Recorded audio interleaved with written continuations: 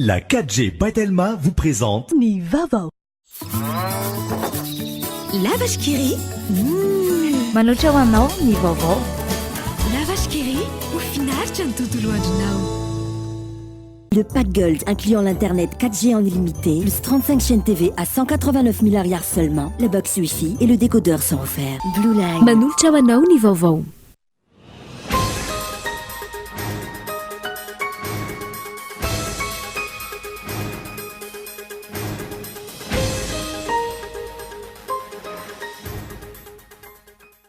Saika ahitana fanamboaran-dalana avokoa amin'izao fotoana izao ny faritra maro manerana ny nosy. Manana tanjona ny ampivoatra sy ampandroso ny fitondrana, matoa manao ireny ezaka ireny. Matsapa izany ve ny rehetra? Io ny fanontanian'ny mpanara-baovao maro, mahita ny tsy firarahiny ny ambara-pitongam-pahefana sasany.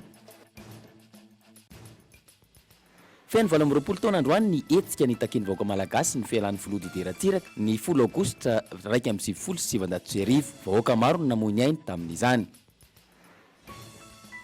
Itazona ny ezaka efa nataony Madagasikara manoloana ny ady amin'ny aretina polio, ho tanterahana mandritra ny 3 andro ny hetsika fanaova-vaksiny eto amintsika ho fanamafisana ny fiarovana amin'ny fiparitahan'ny polio. Zaza mahery ny 5 hetsy sy 2 tapitrisa no azo tombotsoa amin'izany ao anatin'ny distrika 550 eto Madagasikara. Tontolo ny fanatanjahantena taranja baolina kitra lavo ny Fosa Junior tamin'ny isa ray no aotra ny Pamplemousse FC avy aty Maurice tao amin'ny kianja ny Rabe Mananjara Majanga androany. Any ivelany, miditra amin'ny andro faharoa ny hetsika ataon'ireo mpomban'ny demokrasia eny amin'ny seranam-piaramanidina ao Hong Kong. Misy ihany koa ao Taipo ao amin'ny ilan'ny avaratra. Ny andinindin'ireo avy hatrany ary.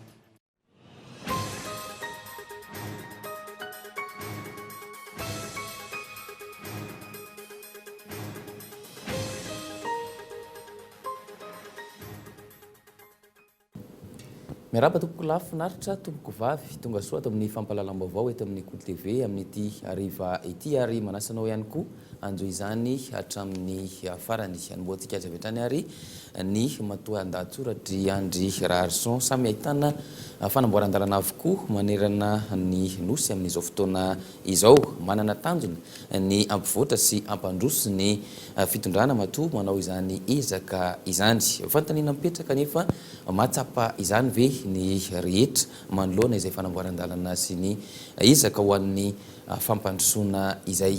Ary avy hatrany ary ny andinindininy makasika izay. Manana tanjona ampivoatra sy ampandroso ny fitondram-panjakana ankehitriny, matoa miroso amin'ny fanamboaran-dalana izy. Lalana izay nidradradratraina hatrany fa lalan-drano nosy antoky ny fampandrosoana azy. Tranga tsy azo lalovana fotsiny ny tsy fandraisan'ny tompona ndraiky mpanjakana sasany andraikitra ho fanomeza tanana amin'ny mpitondra amin'io ezaka ilofosana io. No amafisina ny fampiarana ny lalàna, ohatra iray amin'izany ny famezivezen'ireo posy sy sarety.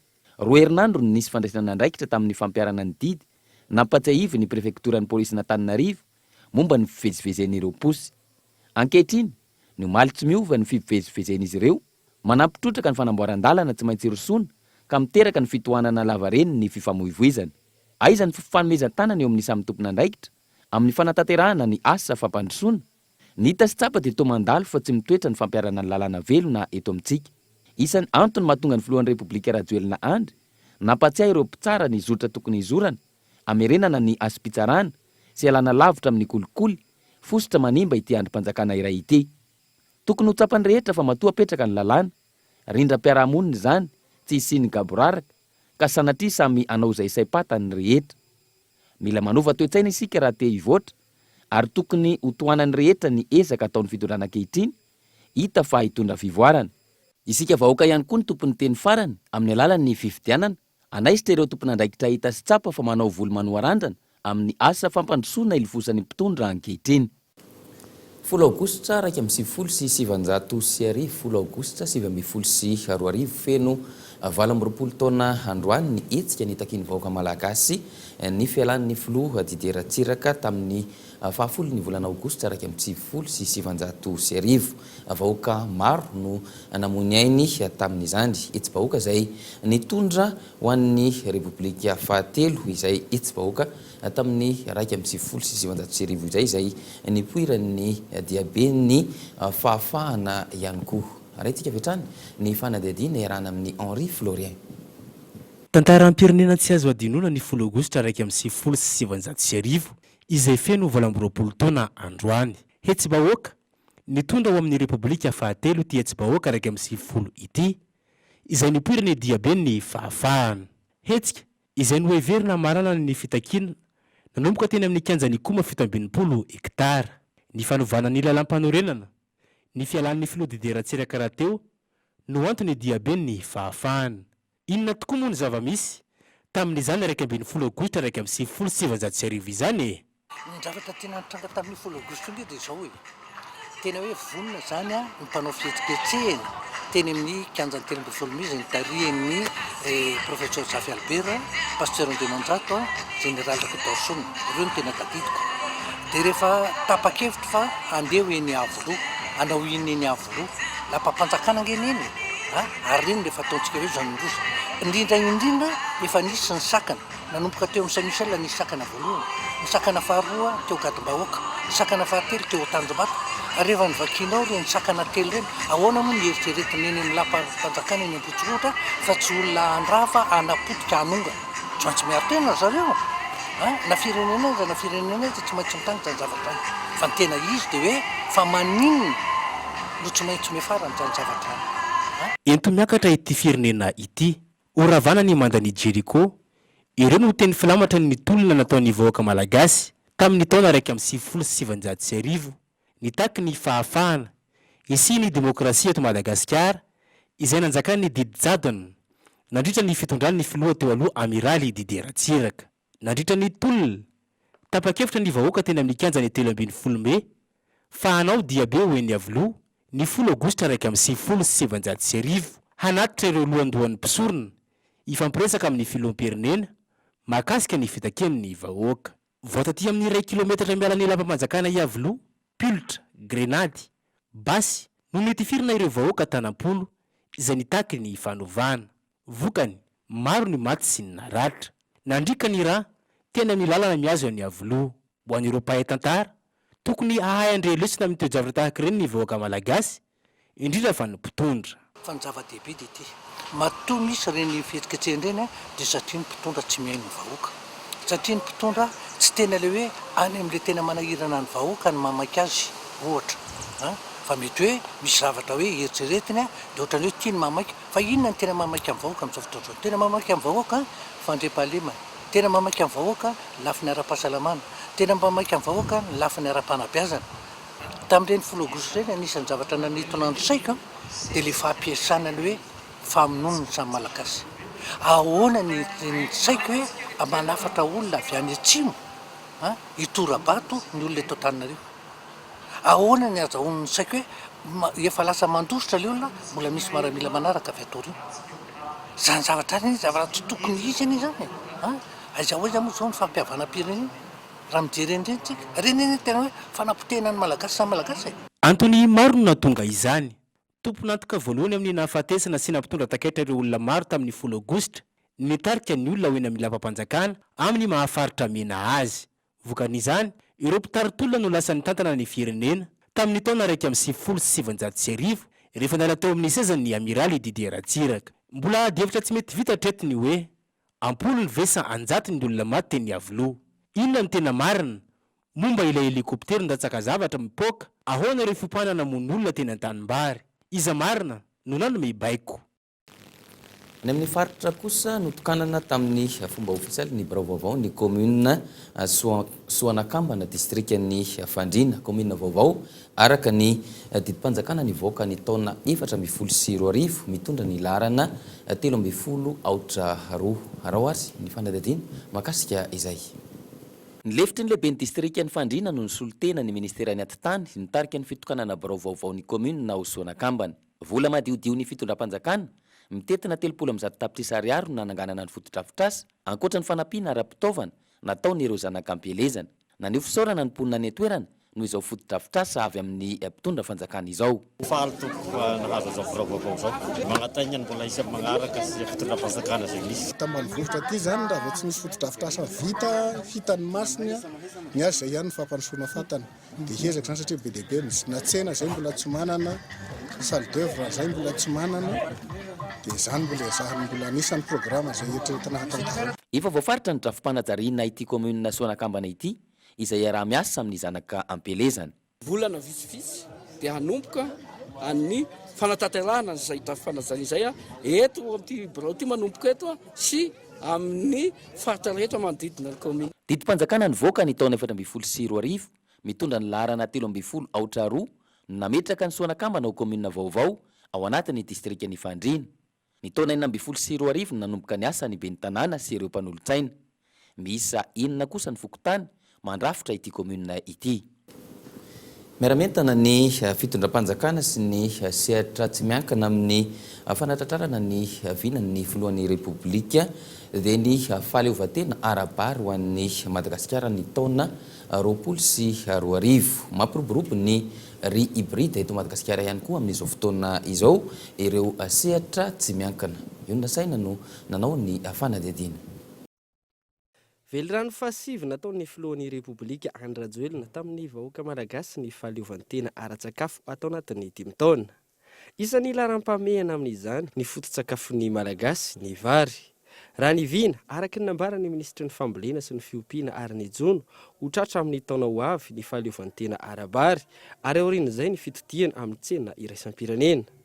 Isan'ny lalana iray anatratrarana izany ny fampiroboroboana ny fambolena vary safiotra na ny hybride. Ity tetikasa ity izay iarahan'ny fitondram-panjakana amin'ny sehatra tsy miankina tafiditra indrindra ao anatin'ny politika 3P na ny partenariat public privé. Dia misy teknisianina STOI izay miofana amin'ny sinina ny gouvernement filoha zany mandevan'izy ireo dia miaraka amin'ny teknisianina ao ministère ny agriculture. Li zany tokony ho jerentsika ho package iray izay misy ny hoe aura ara-teknika amin'ny fambolena fa tsy hoe mena fotsiny le tantsaha hoe tia zezika tia makimoly dia lafinareo mamboly fa mbola misy teknisiana zany manampy ny tantsaha manara-maso sy manampy azy amin'ny fanondro-kevitra mba azahoany an'le rendement zany ambony ara. Raha 2 taonina hatramin'ny 4 taonina isaky ny hektara no vokatra azon'ny tantsaha malagasy, avy 2 hatramin'ny 3 eny izany amin'ny fampiasana ny vary safiotra. Ny antsika moa zany mbola le 2e génération no trandrahantsika to Madagasikara dia manome 7 taonina ny masomboleny io ka hatramin'ny 12 taonina.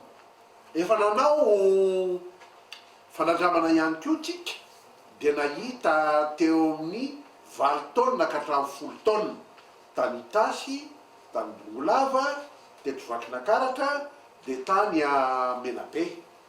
Rehefa nahitan'io zany ny STOI dia hoe ty zavatra ity mety hitondra marina ny atao hoe fahavita-sakafo eto a Madagasikara fa tsy vitany hoe fahavita-sakafo fa hoe mpanondrana kosa antsika. Miara-mientana araka izany ny fitondram-panjakana sy ny sehatra tsy miankina amin'ny fanatratrarana ny vina fahaleovantena ara-tsakafo eto Madagasikara. Fiara-miasa izay miainga amin'ny fampiofanana ireo tantsaha, ny fanomezana fitaovana enti-mamboly, mifanaraka amin'ny toetrany ny andro ary ny fanamorana ny fahazoana masom-boly sy ny zezika tsara kalitao. Raha ny hita amin'izao fampiroboroboana ny partenariat public privé izao, izay tsy eo amin'ny sehatra ny fambolena ihany, ho tojo ny tanjona napetraka ny fitondram-panjakana tarihin'ny filoham-pirenena Andry Rajoelina. Makasika izay famokarana izay hatrany amin'ny tsy mbola ampy fitaovana ny mpamboly eto Madagasikara amin'izao fotoana izao, antony mampiadana ny fiakaran'ny vokatra azo amin'ny ankapobeny. Olana arabola ihany koa no mbola tsy hahafahan'izy ireo mividy izay fitaovana famokarana izay. Ary avy hatrany ary ny fanadihadiana iarahana amin'ny Michela Ranardzon. Manoloana ny fivoarana entin'ny fanatontoloana tsy afa-miala amin'ny fitaovana manara-penitra ny rehetra, isan'izany ireo mpamboly.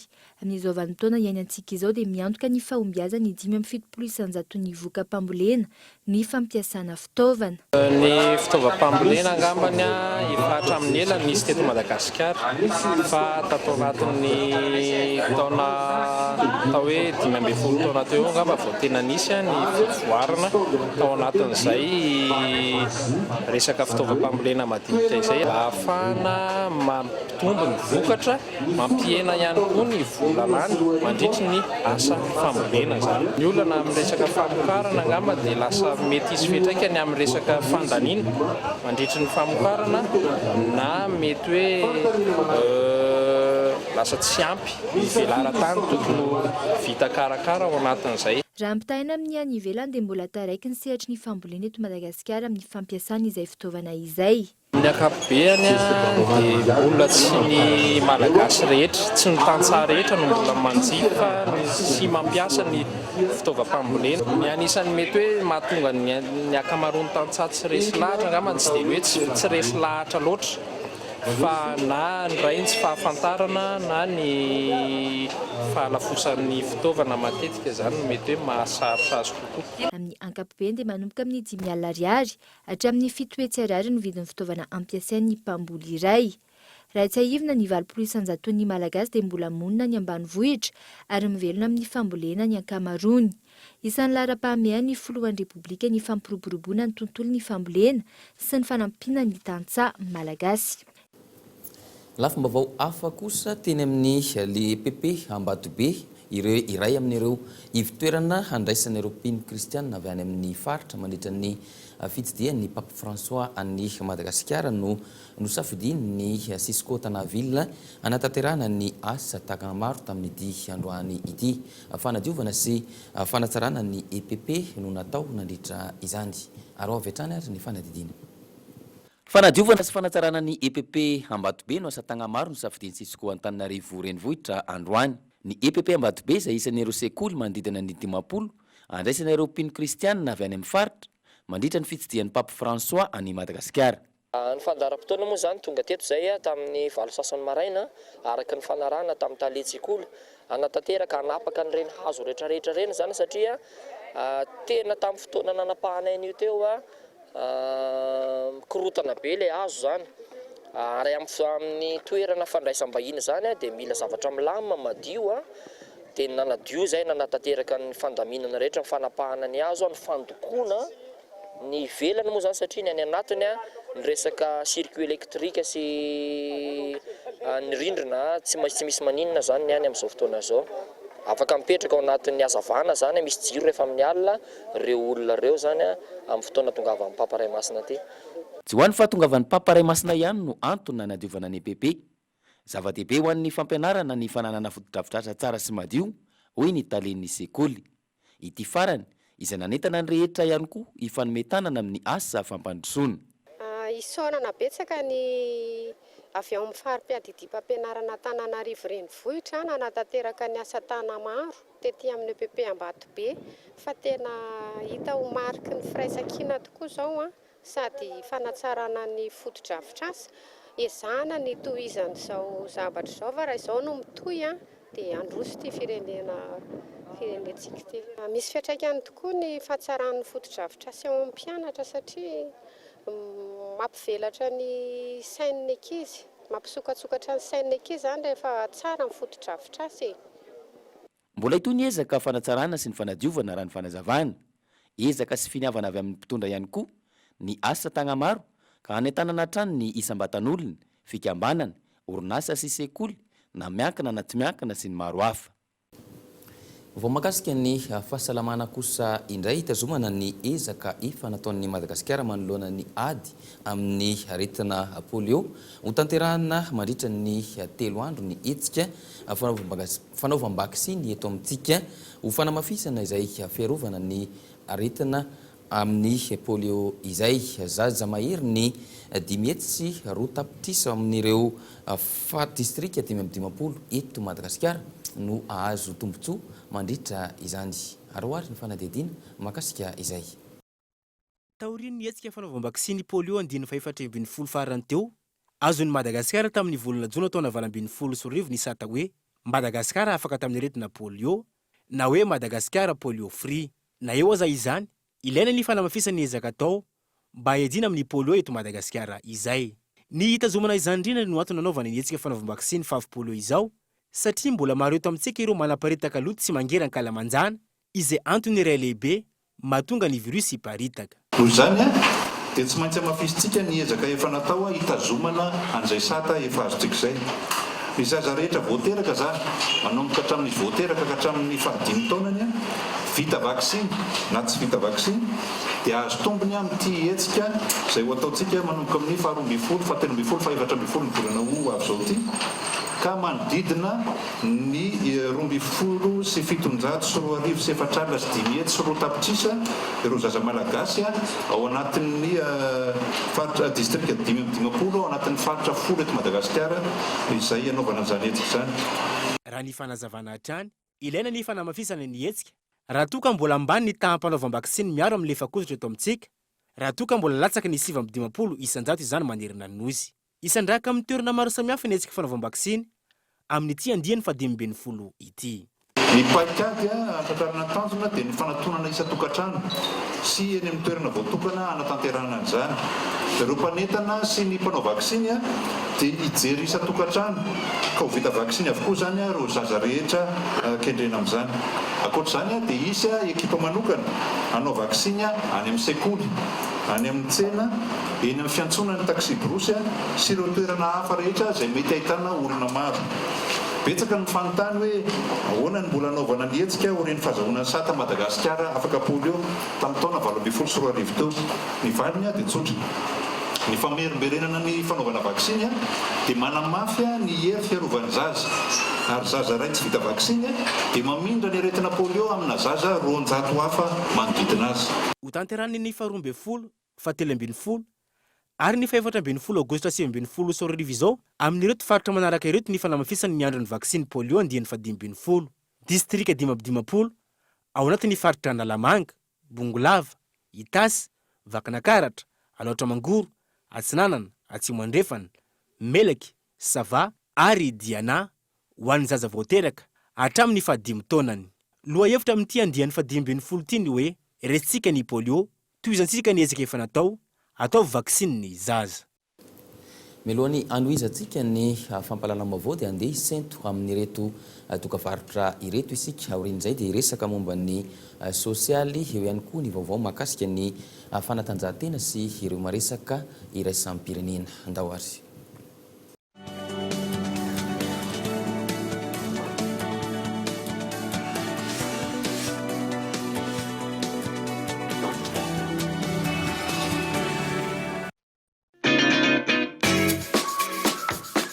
Lahatra tsony tsy very nahandro na ala 7 jours sur 7 engana tsy miala tragno fa amin'ny alany amin'ny vola ihany dia efa ok tsotra ery mampiasa ny amin'ny vola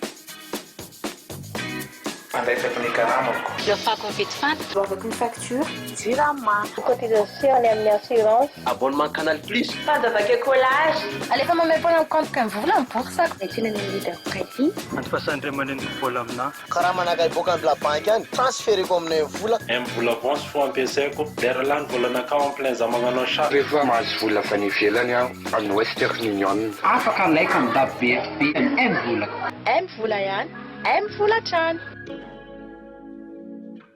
Mvola, tsotra, aingana, azo antoka. L'étudiant zany rehefa mianatra, l'étudiant zany rehefa mamorokira, l'étudiant zany rehefa manao sary, l'étudiant zany rehefa miantsena, L'étudiant zany rehefa mamorona. L'étudiant zany rehefa milalao, l'étudiant zany rehefa milalao. Stylo l'étudiant tsara bika, maharitra, mahatsara soratra, sady tsy mitakosina ny soratra, sady tsy mandoto tanana. Ny l'étudiant dia manana fitaovana maro samihafa ankoatra ny stylo, fitaovana fampiasana ampianarana, ny fitaovana fampiasana birao, maro azo safidianana. L'étudiant, satry foana noratra. Alors, quoi de neuf mon enfant? Rafael Nadal a encore gagné. Il fait 41 degrés à Paris et 12 degrés en tir à baie. Tu sais que les chiens peuvent détecter si tu as le paludisme en reniflant tes chaussettes. Mais comment tu sais tout ça? J'ai vu qu'on a Blue Line à la maison. Blue Line, c'est trop cool.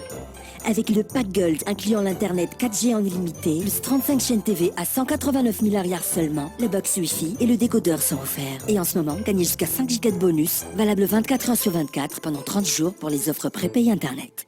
Blue Line. La vache qui rit. Sady matsiro no mampazoto manery Misy calcium sy vitamine ary fer ihany koa. Mahazo fafinaretana ery ny ankizy. Fa na ny lehibe ihany koa. La vache qui rit, ho finaritra ny tontolo andronao.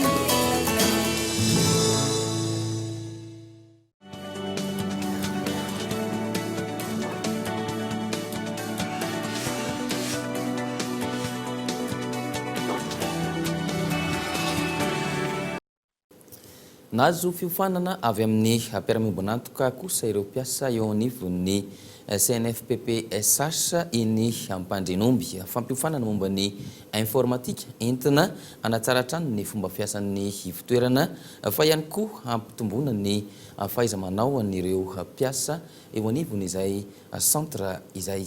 Raha ohatra ny fanadihadiana mahakasika izay iarahana amin'ny onona saina. Araka ny vinan'ny Centre de formation professionnelle des personnes en situation de handicap eny Tsaramonenana Ampandrinomby, fanairana ny talentany tsirairay sy fampivelarana izany. Nantanteraka fiofanana momba ny informatika ireo mpiasa eo amin'ity centre ity, nanatevenana ny fahalalana ifananan'izy ireo. Fampiofanana izay tao anatin'ny 12 andro ary ny farana omaly. Ny fanofanana izay niarahana tamin'ny planète urgence tamin'izay tapabolana izay zany dia fanofanana amin'ny fitiran-kirana solosaina amin'ireo mpiara-miasa eto amin'ny fitoerana. Ny tanjona moa hoe ny mpiara-miasa rehetra eto hatrany amin'ny mpiandry vavahady katraty amin'ny Italia dia tokony hikirakira ny solosaina. Dia antony anankiray an'izay fiarahana miasa amin'ny planète urgence zay. Fikajiana ny tontolo iainana ihany koa no antony ampiroboroboana ny sehatry ny informatika eto amin'ny centre raha ny fanazavana hatrany. Ohatran'ny fitoerana ito zany dia anankiray aloha tsy mampiasa soratra intsony fa mikirakira solosaina. Zay anisany anankiray voizina ihany koa amin'ny fiarovana tontolo iainana. Izany hoe tsy dia mampiasa taratasy be loatra eto ampiasana fa afaka mifanerasera amina resaka solosaina. Notanterana omaly ny fizarana ny attestation ho an'ireo mpiasa ny CNFPPSH navita ny fiofanana.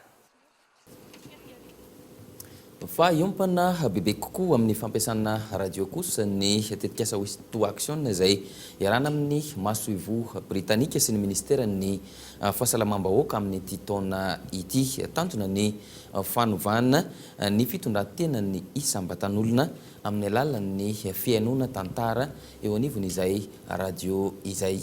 Raha ohatra ny fanadihadiana sy ny fanampanazavana mahakasika izay. Ambony ny tany fahafatesan'ny zaza eto Madagasikara, mihoatra ny 520 ireo adolatsento no efa miteraka faravakely ny iray, ary efa manambady avokoa ny 20 ireo. Maro araka izany ny ezaka tsy maintsy atao ahafana manatsara ny fahasalaman'ny reny sy ny zaza. Isan'izany ny fampiasana ny fitaovan-tserasera ahafana manova ny fitondran-tena ny isam-batan'olona. Zava-dehibe ary manandanja amin'ny fampiasana ny serasera raha ny fanazavana ny tantara amin'ny radio. First of all, the easy question why we use radio. Safidina ny radio satria io no ampiasaina manerana ny Madagasikara ary mora ho an'ny malagasy ny miaino azy. Safidina ihany koa ny tantara satria tena fiainan'ny olona andavanandro no raisina. Matsapa ny olona fa tena zavatra momba azy no resahana ary mahaliana azy amin'izay fotoana izay. Normal life, that's a more effective behavior change methodology.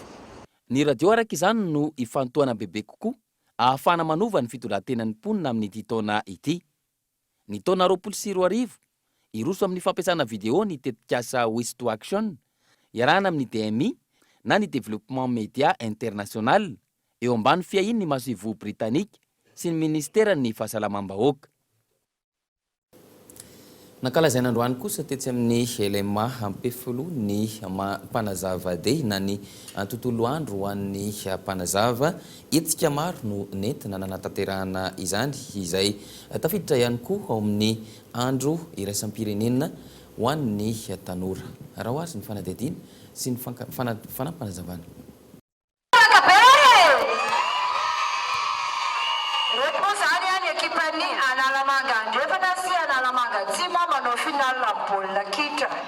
Fanatanjahantena, kilalao-tsaina, fanomezana rà, fanoloran-tanana teny amin'ny hôpitaly lehibe felan-tanana sy ny maro hafa, ireo no nentin'ny mpanazava nankalaza ny tontolo andro ho an'ny mpanazava andiany 724 izay tafiditra ihany koa amin'ny fankalazana ny andro iraisam-pirenena ho an'ny tanora. Anankiray io lalao io baolina kitra ho an'ny vehivavy fa ankoatr'izay dia misy lalao maromaro, stand maromaro nasaina ny lalao anaty ekipa izy ireo dia misy lohahevitra maromaro ohatra hoe fanjarian-tsakafo, fanabeazana ho an'ny tontolo iainana, fahaiza-mitarika, ina koa izy tao ady amin'ny herisetra, lohahevitra maromaro izay fandraika amin'ny tanjon'ny fampandrosoana lovain-javy satria izahay dia mahatsapa fa manana didy amin'ny fampahafantarana aloha dia amin'ny famporisiana ny ankizy ny tanora andray anjara amin'izany fanatrarana ny tanjon'ny fampandrosoana lovain-javy izany. Tanjona ny famolavolana ny ankizivavy sy ny zatovovavy ahatonga azy ireo olom-pirenena vanona, vonona, mandray andraikitra ary vavolombelon'i Jesosy Kristy, izany hoe fanabeazana olona feno. Fanabeazana maha olona feno dia ahitana ny hoe fanabeazana ny ara-batana, ara-tsaina, ara-panahy, ara-piarahamonina, ara-pihetsepo, ara-moraly. Ankizivavy tompona andraikitra satria dia mbola kely izy ireo dia ampianarina amin'izay hoe mianatra mandray andraikitra izay.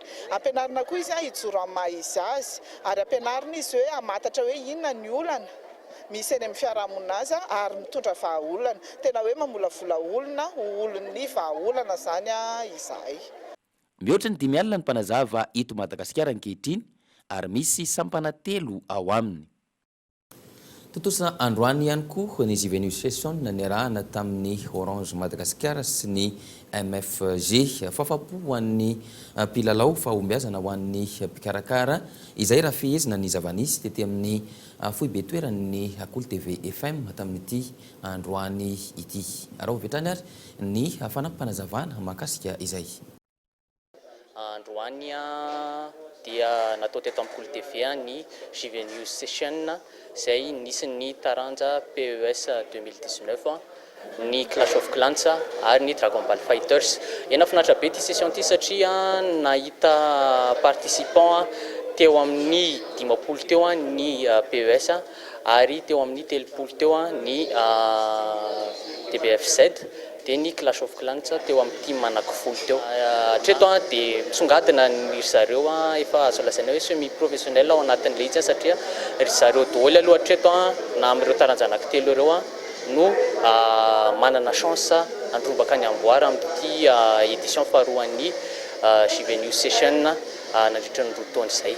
Dia faharoa manarakaraka an'izay dia amina lahelo lehibe moa zany ny tenenako eto fa misaona ny tontolon'ny sport eto Madagasikara satria nodimandry androany maraina ny monsieur Michael Lavelock izay nanangana ny coup d'état sport.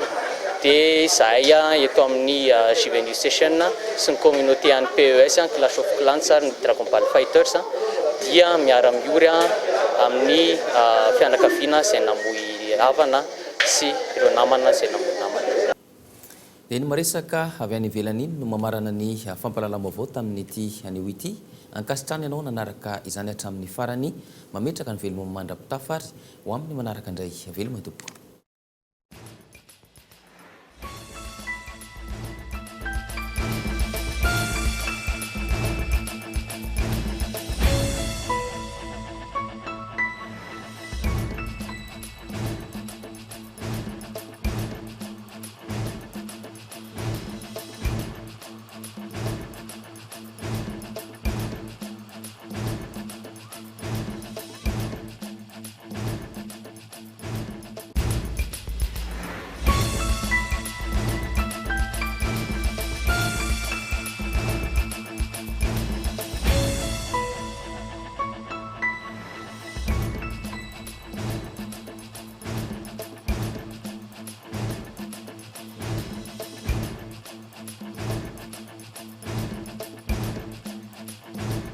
Le journal vous a été présenté par le pack Gold incluant l'internet 4G en illimité, plus 35 chaînes TV à 189 000 arrières seulement, la box Wi-Fi et le décodeur sont offerts. Blue Line. La vache qui rit. Narainao teo ny vaovao miaraka amin'ny La vache qui rit mahafinaritra ny tontolo andronao. La 4G by Telma vous a présenté Ny vaovao.